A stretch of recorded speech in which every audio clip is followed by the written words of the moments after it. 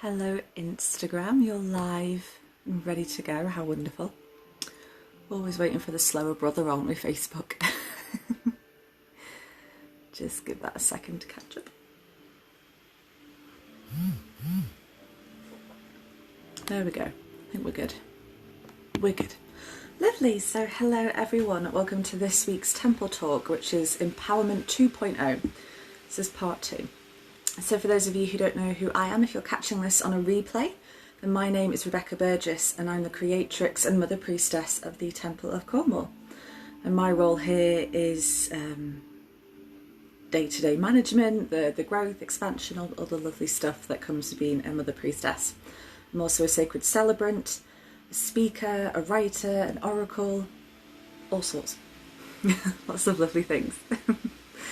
So these Temple Talks, just for those of you who haven't been to these before, I'll give you a quick run through. These are about an hour long, so about 7 p.m. this evening we'll be finishing. For the first half an hour to 45 minutes, I'd say I will be talking about empowerment, and this week it's going to be all about what can disempower us and what can empower us. Because last week we kind of spoke about the theory, I suppose, of empowerment. So this week it's putting it into practice. How can we take the steps to achieve empowerment and keep ourselves empowered? That's what we'll be talking about today. And then towards the end of this hour, so depending how long I decide to talk for, it will be either for half an hour or 15 minutes. At the end, I will leave you completely alone with the temple energies here at the high altar in this temple of myths, mystery and magic. Hi everyone that's joining. Hi. I can't see you all without my glasses, I'm sorry. Hi everyone. Yes, I will leave you here alone with the sacred energies for a short while so that you can rest, meditate, put into practice some ideas we've been talking about today, whatever you want. And then I will leave you on your merry way, and this will be up as a replay on the Facebook page and group, on Instagram, IGTV, and I'm going to attempt to put it on YouTube as well. We'll see how that goes, but that's going to be my little tech mission for the day. So lovely. I feel like I usually take ages with introductions and we're seconds in and I'm done. What a pro. Bit of a disclaimer.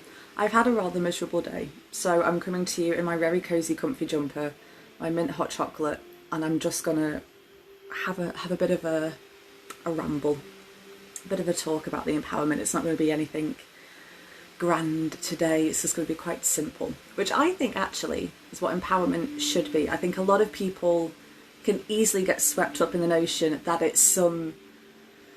that it is this big grand thing that's almost unachievable, that it's almost is that a word? Unachievable, inachievable, you know what I mean. That it's, you know, only the most spiritual, only the most mighty of people can achieve empowerment. And that's, I won't go into the reasons why I think people can get swept up in that idea, but it's very easy to do so. But empowerment is so, it is like baseline or birthright. Again, disclaimer, these are just my opinions and experiences of empowerment. I encourage you to explore your own, as always. Because I think our, you know, default birthright is empowerment.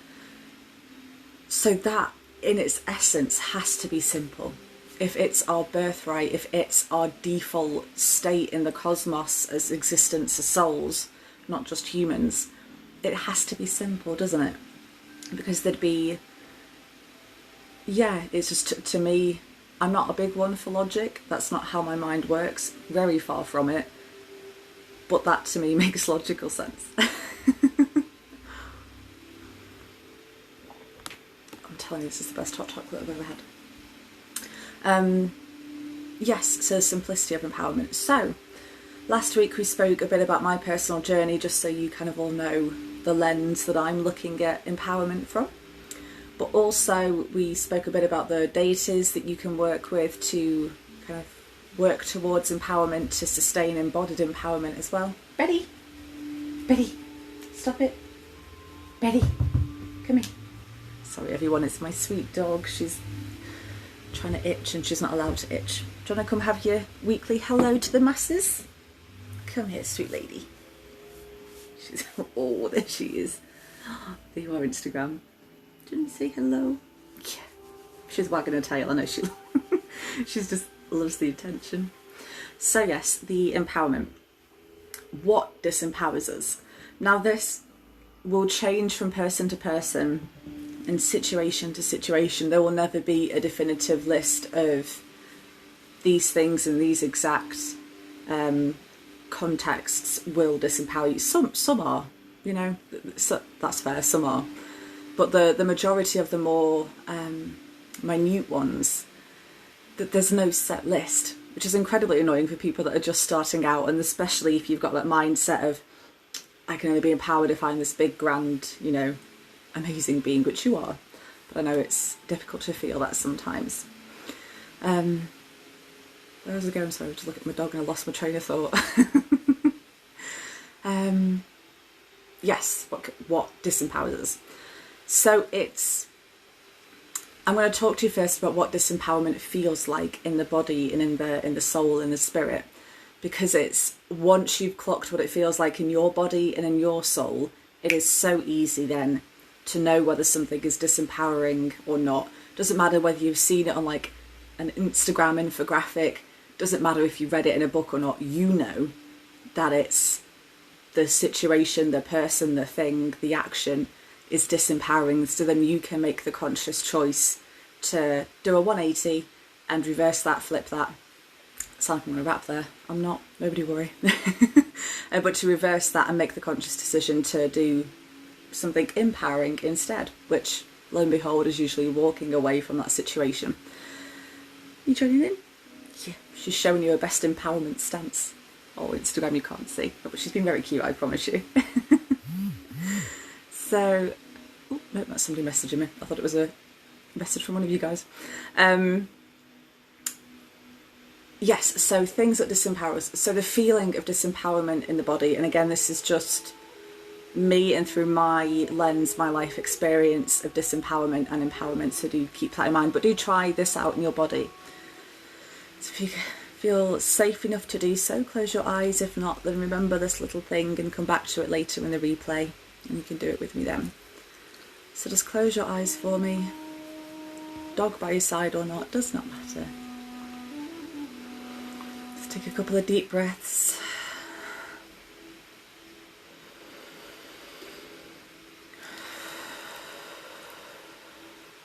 Start to relax your physical body as much as you can. Don't worry about doing a full... Are you staying there? Okay.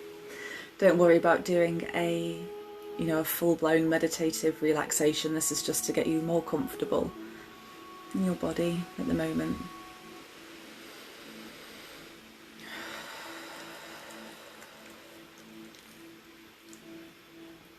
And now feel into each of your energy centres whilst you're thinking of a moment in your life that you know was disempowering. Any moment where you said yes when you meant no.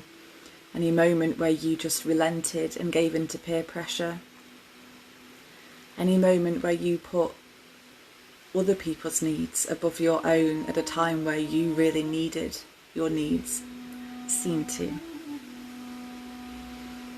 Doesn't matter how painful or non-painful the incident is, but just think of that disempowering moment. Or perhaps a person, perhaps a colleague or a family member who just tries to belittle you all the time, and you kind of accept it just to make life easier. There you go, good girl. Yes, okay. To make life easier. Ready? Not now. So think of that moment, hold it in your mind, and begin to allow the emotion or whatever you felt at the time wash over you. And now feel in to your energy centres, starting from your root. Do you feel disempowerment here? Does this energy centre feel blocked or stagnant? Perhaps it's murky in colour. Perhaps its energy feels quite slow. Perhaps it feels unaffected. Perhaps it's spinning and whirling around as normal. Perhaps it's a vibrant red. Perhaps the energies are free-flowing and there is nothing to worry about here. That's beautiful. If you felt the latter, then this is a place in your body where you will feel disempowerment. Now feel in to your pelvic energy center.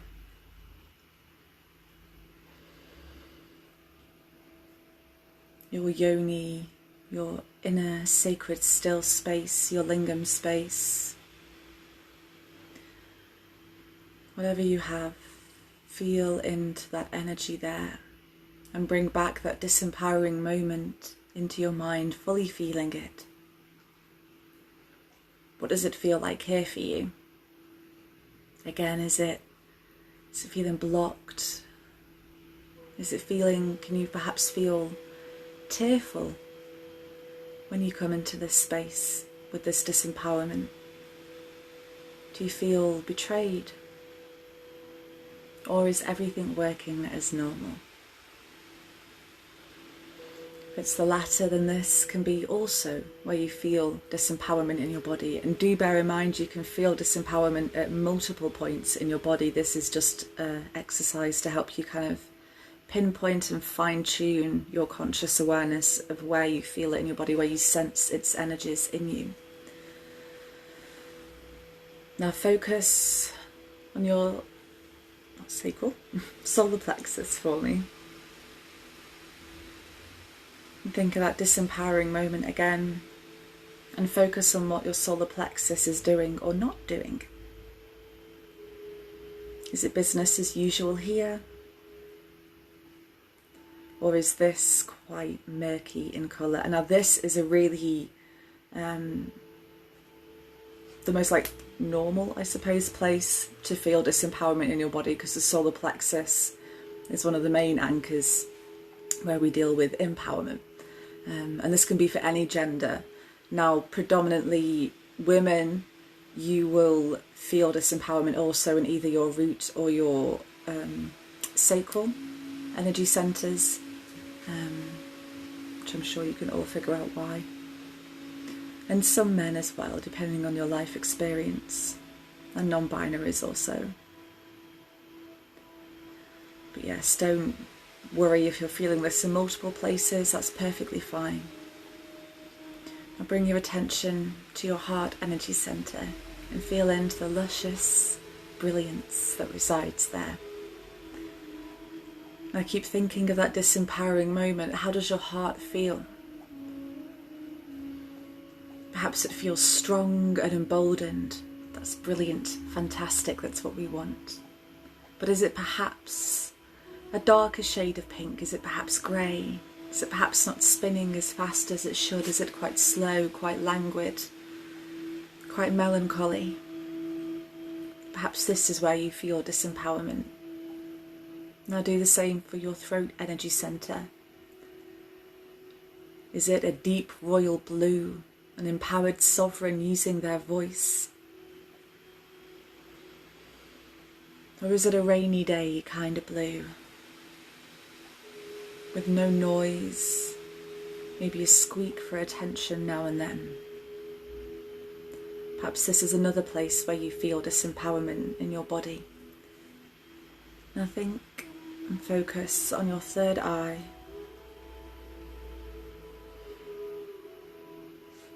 What does this feel like when you think of the disempowering moment? Can you see clearly? Or are you beginning to question the disempowering moment? Are you beginning to think that maybe what happened you deserved in some way? Are you thinking that you perhaps provoked the situation? If so, then this is a place where you can feel disempowerment in your body. And also think of the physical sensations you get in these places as well. It's very easy to get lost in the energies of it, but take into the physical sensations as well. Did your chest kind of tighten if it was your heart energy centre? Did your brow furrow, or do you feel a tingling there that's different than usual? It's not as pleasurable as a good sort of tingling there. Now think of the crown chakra and the disempowering moment. What does this look and feel like to you here? Do you feel blocked or cut off? Are you quite lonely? Or are you deeply connected to the divine in every way that you want to be? And if it's the latter, then this is another place where you're perhaps feeling disempowerment in your body. So when you're ready, you can just open your eyes if you have them closed. Oh, we have some comments. Hi everyone that's joined us. Wow. Hello. Oh, hello Michelle. Lovely to have you here, lovely. Blessings to you too. So that was just a quick exercise to kind of feel, consciously become aware where in your body you feel disempowerment. Because when we're rushing about our day, say say we're at work, in the office, wherever you work,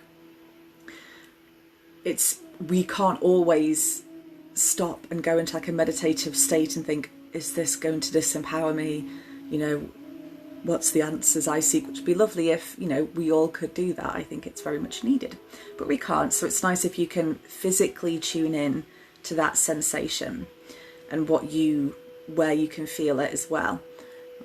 That was divine. Thank you. Hi, Vida. Love to you. Oh, you're so welcome. Glad you enjoyed it. Yes, it's good to become consciously aware of where you can physically feel the sensation of disempowerment in your body as well. So now that you're probably, hopefully, all a bit more attuned into the physical frequencies of disempowerment, we can begin to then look at the generalised things that will disempower us, because some of you have probably missed it, but at the beginning I was talking about how there's like a small set list of things that would disempower anybody in any circumstance, but most of them are so contextual and so individual to the person and the experiences and the moment that that person is living as well. So there's no set list, so you just know to avoid, whoever all the time. It's very much contextual and changing, ever elusive.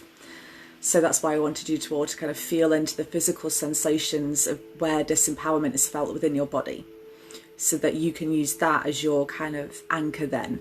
If something isn't on paper disempowering, but it feels it, to change the script, to start removing yourself from that situation or that person. So things that will disempower you generally, and again, bear in mind, this is through my life lens and my experience of disempowerment and empowerment as well. So there's the obvious ones, like committing certain crimes or experiencing certain crimes. They're obviously going to disempower you. I think those are like the ones that are on the set list of things that will do that. But the more like contextual ones, for me, it's anytime anybody tries to dampen my voice. That's a really big one for me. I feel disempowerment in no particular order. Throat, a little bit my heart, depending how deep the wound is, I suppose. And my sacral and my root, they're the places where I feel it most. So anytime anybody tries to call into question, there was a noise. I don't know what that noise was. Sorry if you guys heard that. That was a message. Never mind. Yes. So if anytime anybody tries to call your experiences into question, anytime anybody is trying to invalidate your voice in whatever way that means to you. So last week we learned my ex-husband very much did not like me to sing, even though I was a professional singer. So that was, to me, that was where he brought into question my voice. And also, I'm going off on a tangent here, conscious, stream of consciousness, that's what I'm doing for you. Singing is one of the ways that I really truly connect with the divine. So when he was stopping me from doing that, that was him stopping me connecting to the divine, which, if you can't tell, is my day job and my night job. It's my life job. And that was very much me being shut down by him. And you also have to take into awareness that your responsibility in that moment, and I don't know how to phrase this, your responsibility, so I was responsible for letting my husband treat me that way. At any moment I could have gone, nah, sod this, I'm out. But I didn't, for many reasons, one of which was it's scary leaving an abuser. It's not always the safe thing to do, like, you know, at that particular time. And it's not that easy. You love the man, you love the person. It's very difficult to leave those sort of situations. So kind of, when I say accept the responsibility, accept that you were doing the best you could to survive.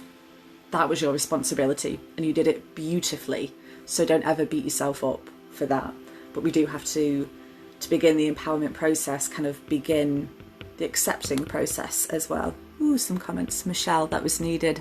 Oh, good, my lovely. I hope you're doing so good. I can't wait to see you. Is it next week, week after? No, it's not easy, is it, Michelle? It's rubbish at times, isn't it? Trying to like break free of that disempowerment cycle, and especially when it comes to abusive partners or parents, friends, whoever, just abusers. Yeah, it's never easy to just leave. You know, it's what you should do, but it's never that simple, is it? Jamie, hey, sorry, late joining. Oh, I'm so sorry it was your best friend's funeral, Jamie. I'm so sorry. I'm sending you and your best friend's family so much love and all the Cornish blessings that they need. I'm so sorry to hear that. But we're all here to support you if you need. And hi everyone on Instagram. Oh, I'm sorry, Jamie.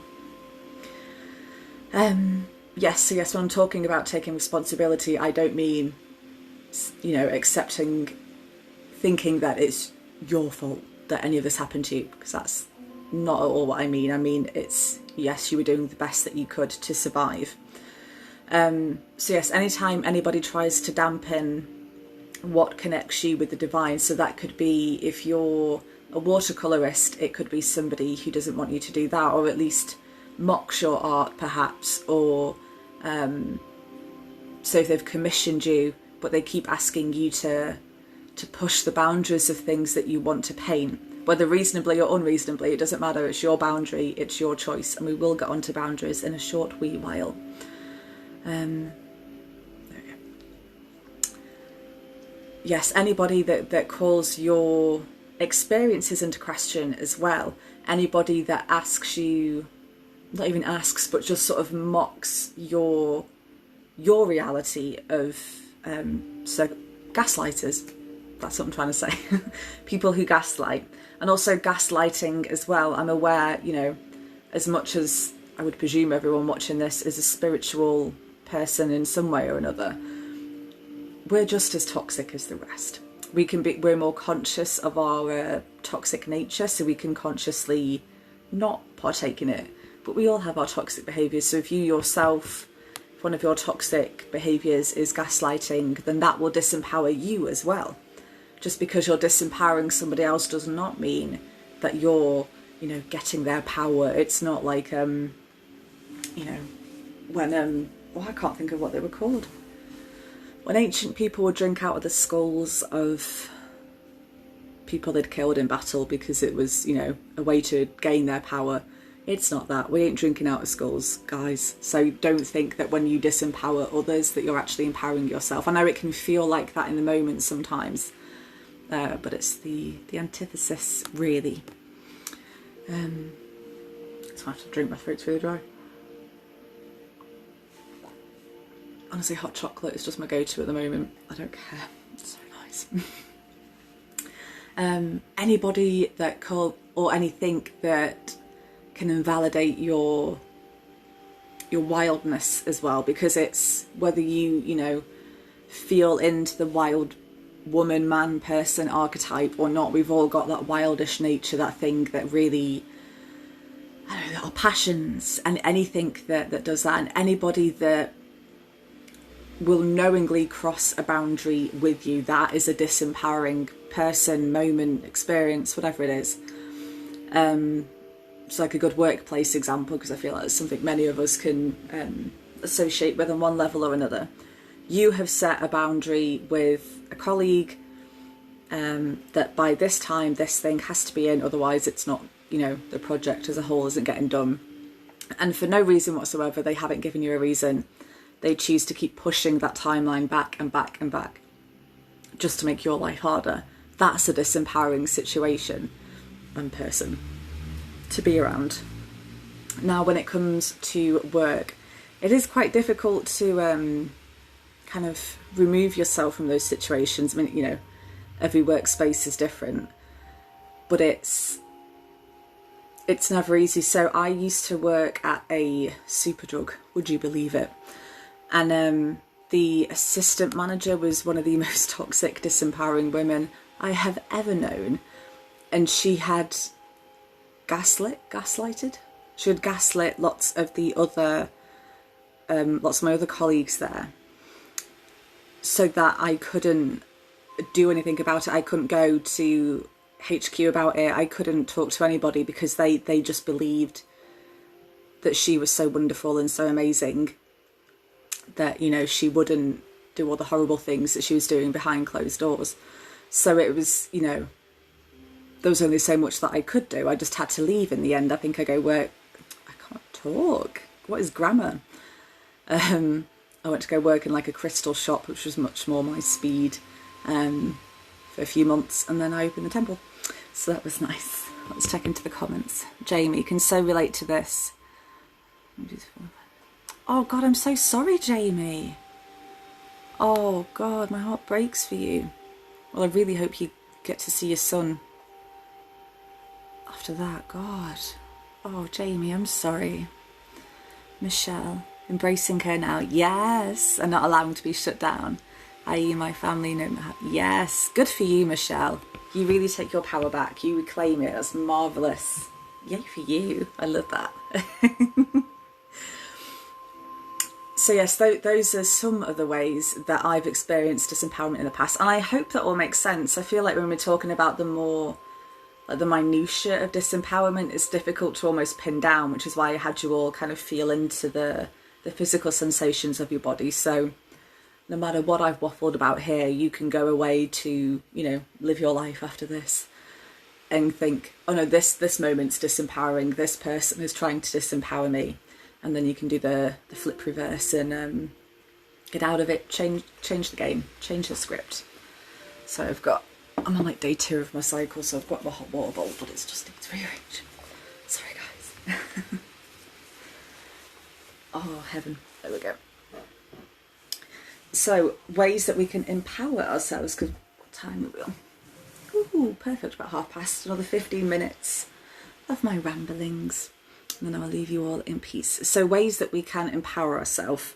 Again, this will vary from individual to individual. This is just what works for me, and I know works for many of my students, most of which are here today. Hello guys. Hello all my lovely students. Yes, so ways we can empower ourselves. Morning and night, when I first wake up and when I go to sleep, I either out loud or in my head, I make a point to say to myself and declare to the universe, the cosmos, your deities, whoever you like, something along the lines of, I call all my power back to me across all times, dimensions, spaces and realities. I reclaim all that is mine, all my energy, all my power, all my vitality. Whether it has been taken from me or given freely, I reclaim it now. And then kind of sit with the energies that I can then feel incoming. So for me, I feel energy quite a lot and hear it as well. Right, so if you see my belly, don't be itching. Come here, do you need a cuddle again? Ooh, sorry Facebook, didn't mean to kick you. Come here, there you go. Yeah, so then I can lie there, and again it's usually my solar plexus where I feel it first. You're not having hot chocolate? No, it's like a little bowl of poison for you, so you're not having it. Terribly cute though. Sorry, dog keeps distracting because you're so cute. Yes you are. Yeah, so then I can feel the energy kind of come in through my solar plexus mainly. Do you want to cuddle? Come here then. Oh God. Sorry guys. They need to see me. Yes you do. No. There you go. Yep, so then I can feel that, sorry guys, coming in through my solar plexus mainly. And then, oh, what's wrong now? You can be still and stay here getting cuddles. Or you're going to have to get down, okay? What do you want to do? And stay here?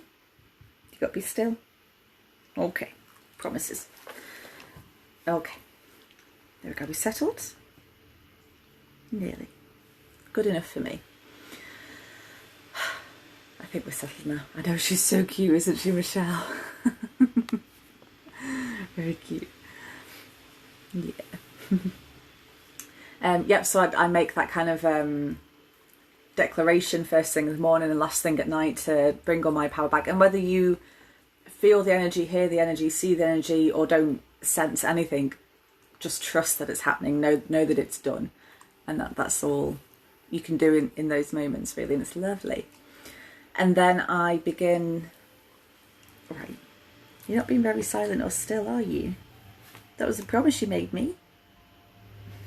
Okay, you stay there. That'll be good. Okay. Affirmations as well is another fantastic thing to do if you get on well with affirmations, obviously. Now, I like to do mine either in front of a mirror, depending how... Right, you've broken every single promise there, haven't you? Yes, you have. Come on. Good. No. No, I'm not playing.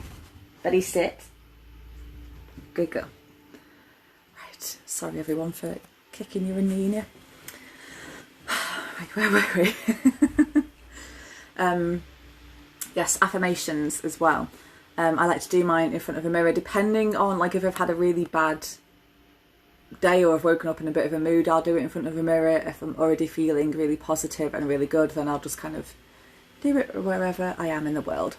So some examples for you off the top of my head is, obviously, I'm empowered. That's a really simple one, especially if you don't want to have to, like, think up something on the spot. You can just keep that in your back pocket and come to it. Betty, sit. You're being naughty now. Sit. Betty, sit. Good girl. You stay. Good girl. Sorry, everyone. Yes, I also like to do, I am sovereign. I am a sovereign woman. I am the creator of my reality. Nobody can gain access to my energy without my consent. My energy is mine and mine alone. And also that declaration, you can use parts of that as a affirmation as well. So all energy that was mine and shall be mine, I call back to me. It can be as simple as that. And what I like to do with affirmations to make them more personal, because you can Google, you know, affirmations for everything, and most of them are fantastic. But to make them more personal for you and to ensure that they really work for you and where you're currently at, I like to do a method that was taught to me by a woman called, it was Beth Catherine. And this is like you can journal it. Sometimes I just think it. If you're a fan of Sherlock Holmes, I go to my mind palace and I think it there. And this is where you take a negative self-belief or a negative, you know, thought pattern. So if we're talking about empowerment, let's say, from my experience, my voice doesn't deserve to be heard. I don't deserve to have my voice heard. That was a negative thought that I had during my marriage, and to be fair, not that long after. It didn't survive much beyond the marriage. But yeah, so take the example of my voice doesn't deserve to be heard. So then you take that negative belief and first truly ask yourself, is that true? Is that true? 9 times out of 10, the answer will be no.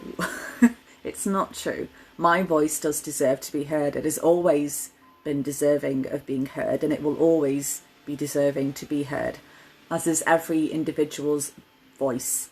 It's just, again, it's like that birthright, that given. Sorry, I'm just getting lots of... Okay. My phone keeps showing me like half boxes of notifications, and it's confused me as to whether it's from the lives or other things. I'm going to presume other things till I'm told otherwise. Yes, so, you know, negative belief, is it true? Absolutely not. And then you write about cases where this is proven to not be true, you know, kind of all the evidence that goes against your negative self-belief. So again, if we're taking my old self-belief of my voice doesn't deserve to be heard, I write down all the cases where my voice totally was cherished by being heard, where people adored listening to my voice, where people, learnt something from my voice or felt something through my voice, connected to the divine through my voice. I write down all those pieces of evidence that I've got in my memory. And you will quickly find that the amount of evidence you've got against your negative self-belief will very much and very quickly outweigh any flimsy evidence you might have to support your negative self-belief. So then once you've kind of got all that, you can look through the bit you've just written about, all the evidence that your voice deserves to be heard, or whatever your example, your negative self-belief was. And from that, you can kind of pluck out your own affirmations. So mine would be, my voice connects me to the divine. My voice is a gift from my ancestors. My voice brings happiness to people. My voice brings wisdom. My voice teaches. My voice learns. My voice is my life. It would be anything that you've written in that moment, and those would be your very personalized and individualized affirmations that are just for you. And those are the affirmations that you really want to focus on when it comes to empowerment, because that's where it's really going to hit you hardest. And as you do these affirmations, depending what kind of mood I'm in, I either give affirmations all or nothing. It's either like a half-hour thing where I'm writing them down and saying them in a mirror and I'm full of, joie de vivre and everything.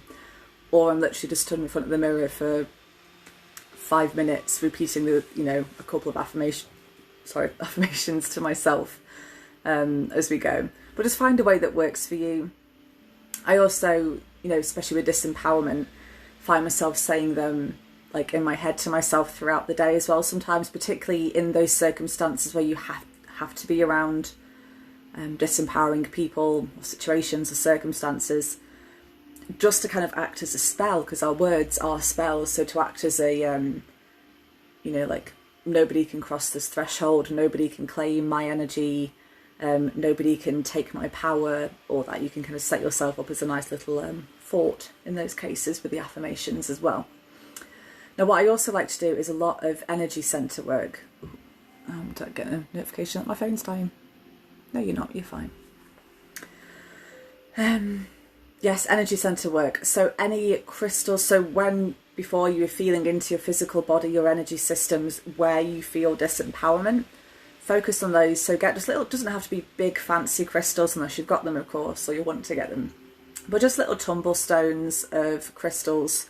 So for me, my empowering crystals for my energy centres that can feel disempowerment is garnet, bumblebee, jasper, rose quartz, that's a given, that's lovely, moldavite, surprisingly, and peridot. Those are the few that kind of work for me. And bear in mind again, lapis lazuli as well. Mine's my throat and my solar, my solar plexus, my sacral and my root. Those are where I feel it in me. But feel into, if you want suggestions, and pop it in the comments and let me know, and I will give you some by all means. And then just take a moment to lie down or sit with these stones on the parts of your body that it corresponds to. Again, doesn't even have to be longer than 10 minutes. You can just feel into those energies and sensations there. And just relax. That's when you can say your affirmations to yourself if you want. That's when you can say you're doing this first thing in the morning and you've got to deal with somebody who's quite disempowering during the day. You can set up your kind of a protective, energetic barrier around you. You can do whatever you need, have a nap, whatever works. But set the intention as you place each crystal on you that it will help to empower said energy centre and you as a general being as well. And this is the next point. The next thing we can do to empower ourselves is the hardest, absolute hardest, when it comes to the journey of empowerment. And that's setting your boundaries with people and then sticking to them. My gosh, that's so hard. I mean, I find it hard now, and I've been doing this for a few years now, like consciously aware of it, been doing it. So this headband's annoying me now. Oh God, it feels better.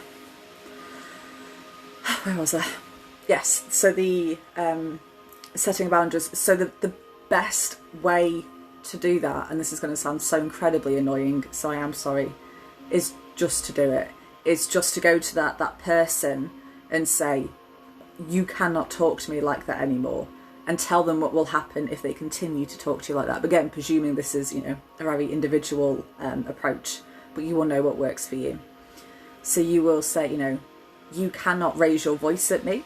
If you continue to raise your voice at me, then I will leave the room, leave the house, leave you. I will, this is my boundary. This is what I'm willing to do if you're not willing to listen to me and my boundaries. And it's in those moments where it's then on the other individual, it's on them whether they want to respect your boundaries or not.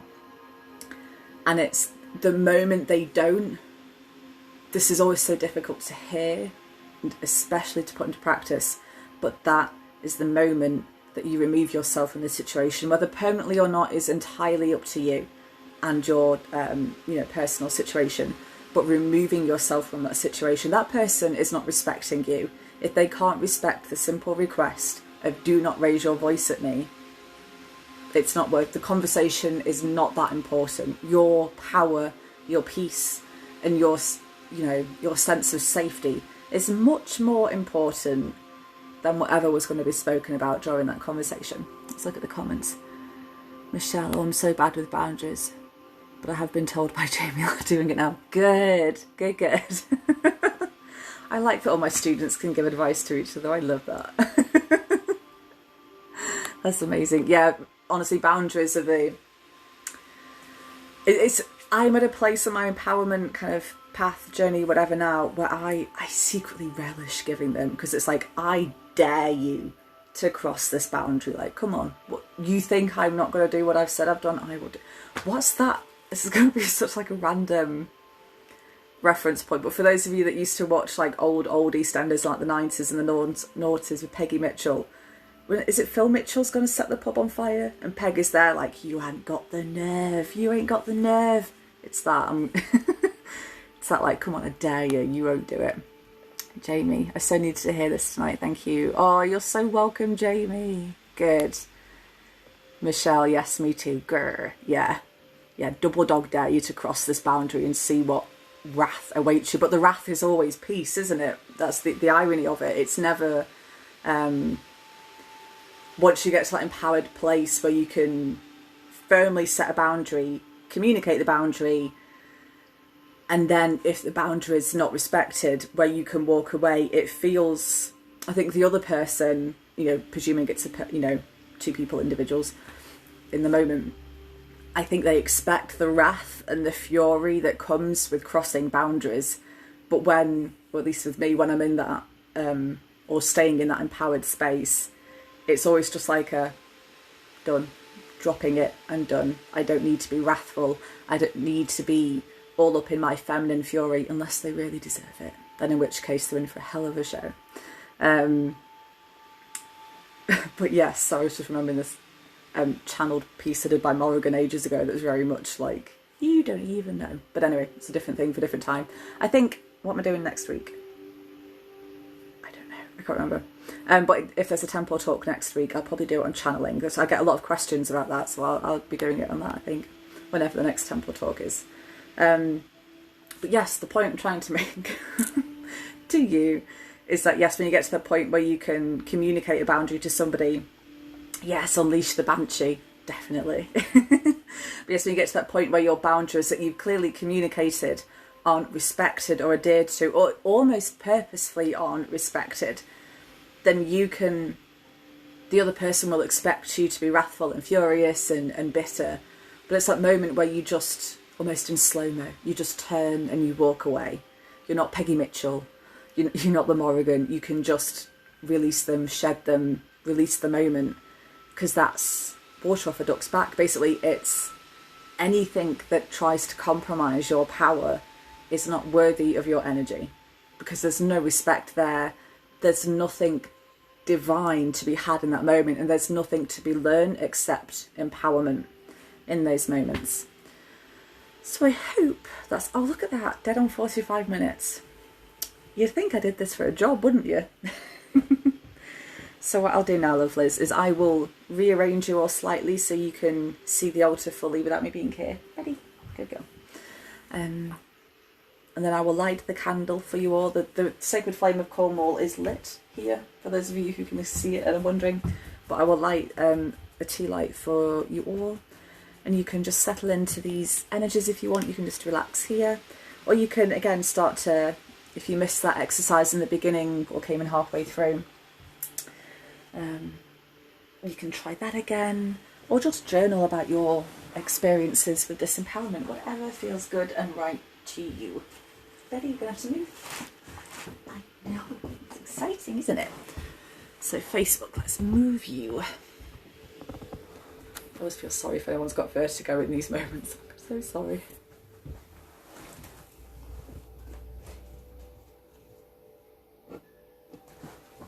And Instagram, brace yourselves.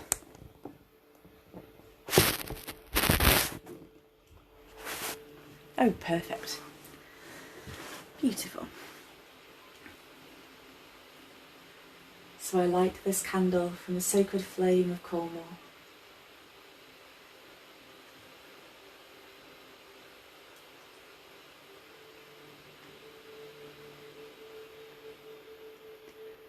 Asking that it send healing energy to the Temple Collective and the wider reaching community. I ask that all the native communities